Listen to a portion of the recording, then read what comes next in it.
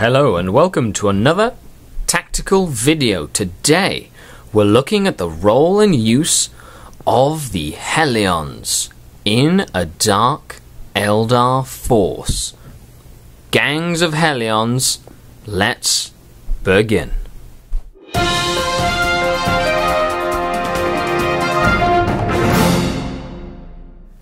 Hello and welcome to another tactical video. Today we continue to look at the new Dark Eldar codex, and we're talking about Hellions, which are gang members and the lowlifes of the Dark City.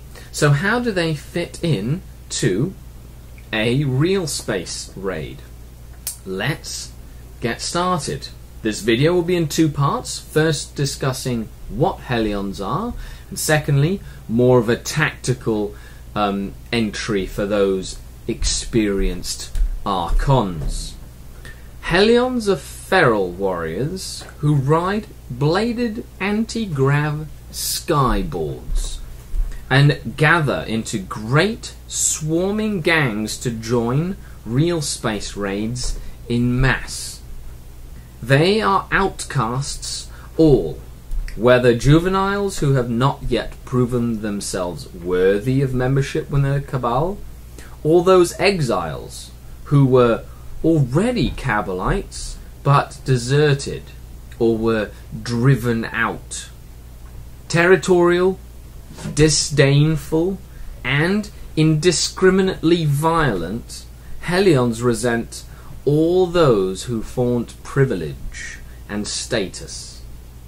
For the sheer thrill of it, they take combat drugs that enhance their reactions until their reflexes are as sharp as their artfully filed teeth. In battle they wield their hellglaives, which with such skill that they can hook them around almost any obstruction to perform suicidally sharp turns or call specific body parts to lop off before hurtling through the enemy ranks and claiming their grisly trophies. So Hellions, in the fluff, they're just like, you know, big pack of Hellions, and in a lot of the books, like the Dark Eldar lore books, Archons use them to protect the rear, or to draw fire, or to just kind of distract the enemy. So let's see how they fit in. They come at a minimum unit of 5 Hellions at 65 points apiece. So not too bad. And let's look at their statistics. Basic Hellion, ballistic skill and weapon skill 4, like they are trained in the art of combat. Strength and toughness 3, which is to be expected from a humanoid style creature in Warhammer 40,000. They have 1 wound and initiative 6, which means they're quite fast. They're like witches in that regard. They have 1 attack and leadership 8 and a 5+ armor save, whereas their squad leader has an extra attack and an extra point of leadership. So statistically, they look exactly like witches. So what makes them different? So their wargear, they have a close combat weapon, they have a hellglaive, and they have a helion skyboard. So these make them unique. The helion skyboard increases their armor save to +1, and it gives them a splinter pod, which is an 18-inch range, assault 2, poison 4+, AP 5 weapon. So it's an 18-inch, just 2-shot weapon, which is kind of cool. So their skyboard makes them jump infantry, and they are armed with splinter pods. So their jump infantry means they get Hammer of Wrath if they haven't used their jump packs in the movement phase. Means they move 12 inches. They'll have to take dangerous terrain tests if they use them for as a jump. You can use them in the combat phase to get Hammer of Wrath and to go over obstructions, that sort of thing. So they are jump infantry. Okay. let's look at what the Hellglaive is. We know what a close combat weapon does, but a Hellglaive is a +1 strength, AP 5, melee two-handed weapon. So it's just +1 strength, an AP 5. It used to confer an additional attack, I believe, but now that doesn't happen. It's two-handed. So Hellions are 13 points apiece. They have an extra strength, so they're strength 4 base. They're AP 5 in combat, and they're jump infantry, and they can shoot 2 shots at 18 inches with a poison 4+ weapon. So they're very fast, they have a high number of shots, and they're relatively decent in close combat, especially against guardsmen, orcs, cultists, things that are lightly armored, because they're AP 5, which means they will just ignore their armor completely. They're going to have a very tough time against things like Space Marines and whatnot, but that's, you want to shoot with them at that point. So what else do we have on the Hellions that makes them appealing in any way, shape or form? Well, first of all, like most cult units, they have combat drugs, which means they will receive a bonus for the entire game, either +1 weapon skill, +1 ballistic skill, +1 strength or +1 toughness, +1 initiative or +1 leadership, which could really affect their way that they fight, which is kind of cool. Especially with the +1 toughness. +1 toughness, they become toughness 4. The ballistic skill 5 really works well for them because they have a lot of shots. And the leadership 9 is always decent, or the +1 leadership is always decent to prevent them from running away. They do have fleet, so they're one of the few jump infantry units that have fleet, which means they're going to make charges more reliably, and they will not necessarily require their jump infantry jetpack in the assault phase. You want to keep that if you need Hammer of Wraths, but if not, that means they can pull off longer charges a lot easier than most. They also have hit and run, which is fantastic, because they can get stuck into combat and then hit and run, kind of like Reaver jet bikes. But their role is a little different. We'll talk about that in a second. They have night vision, so the enemy won't benefit from things like stealth, turn 1 for night fight. And they benefit from power from pain.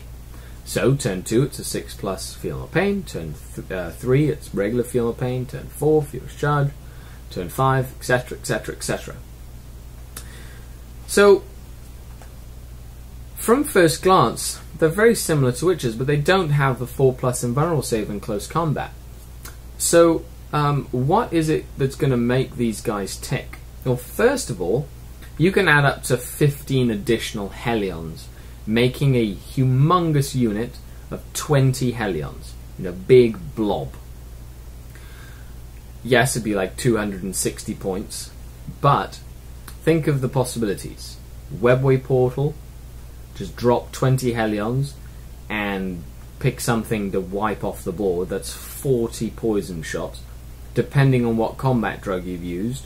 Like +1 ballistic skill, for example, means you'll be hitting on 2s. If you take big units of Hellions, I highly recommend either a homunculus from the Coven Detachments book, because any homunculus from that book will be fearless to the starting turn 2, and give them webway portal and deep strike them in, and they'll have a blob of fearless troops. I highly recommend that.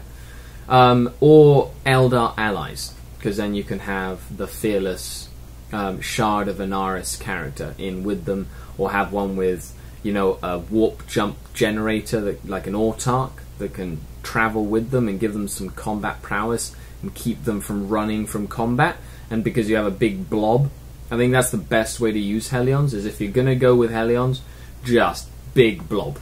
Smaller units, they're 5+ armor save, unless you stick to cover, they're pretty much going to die. So play them smart, and I think you will be rewarded. One of them can be upgraded to a Heliarch for 10 points, which is your squad leader. I don't really buy leader upgrades in the Dark Eldar book. If you do, he He can take like a phantasm grenade launcher for the terror tactics that we've talked on before, and he can have either a splinter pistol and a stun claw, a splinter pistol and a power sword, or a splinter pistol and an agonizer. So either power sword, an agonizer, I like the agonizer, or the stun claw. Stun claw's not bad, gives the bearer instant death in a challenge. So if you're wanting, you know, depending on who your regular opponents are, that might be good if they either play lots of chaos and they have like, you know, lots of characters and you just want to get lucky and try and knock him out. But the stun claw can be useful. So they're like assault marines, but not as tough. So, you know, not something you used to see them a lot. Now this is more for the more veteran players. You used to see Hellions a lot with the Baron, making them troops, so they were objective secured, giving them +1 to their cover saves, making them ignore dangerous terrain tests. You never know, with the rate that Games Workshop releases things, we might see something like that in the future, with the release of a Baron model, or the release of a data slate for him. You know, the Baron and his group of Hellions. But personally, they're great at kill teams. You know, anything that's very fast, has multiple shots in a kill team, really handy, because you can just swarm the board, you know, about 18 Hellions and just have at it. In a regular game, depending on the point size. Personally, I've had a lot of experience with small 8-man units. The reason I choose 8 is because of the 25% regroup rule in the rulebook, so that even if there's just 2 Hellions left, they can rally at full leadership and then come back and claim Linebreaker or whatever. So I usually just deep struck them and would use their poison shots to take out a weakened monstrous creature, or to try and like finish off like a Thunderfire cannon. And because they're relatively cheap, you know, you can do that really for, you know, about 100 points. You know, just 8, just drop them down. They're a great little reserve unit, like a disruption unit, and that's really what they're intended to do. In smaller units, just disruption to cause your enemy to have to deal with them some way. Now the big blob, that would be a lot of fun as well, and that's going to do a lot more direct damage, but it's only 200 points. You're not really spending that many points on it, so you have a chance to put points elsewhere. And last but not least, make sure you pick their targets appropriately. AP 5 on the Hellglaive is huge when you're looking at attacking lightly armored troops. The Imperial Guardsmen, as I had mentioned before, orcs, they're not going to get armor saves in close combat against Hellions. Unlike, say, Reavers or Witches, right? Which have close combat weapons, but they're not of any AP value. So I think that's something that has flown under the radar, and I think that it could mean that Hellions can find a place in a list, and will make them more attractive to specific Dark Eldar players depending on their local you know, competitive scene, their meta. You know, if you're playing lots of Tyranids, they'll be fantastic. They'll go in and rip up Termagant, like Gaunts in general. They'll rip up, you know, Gene Stealers. They'll do a lot of damage simply because of the fact they can just run in, strength 4, you know, AP 5, and you might not have that many wounds, but you know, negating that armor save will be really important, and I can see them doing that. So, of course, this is a tactical video and a list of tacticas. Make sure you check out the other tactical videos. We're going to continue to do these until we're all done. Thank you a lot for watching, subscribing, and liking. The channel is growing. Your comments really help the content that we create here at SkaredCast. And I do appreciate you tuning in. Let me know what you think. How have you used Hellions in the past? How are you thinking of using Hellions in the future? This is Skari, your grateful host, signing off from the SkaredCast bunker. Skari, out.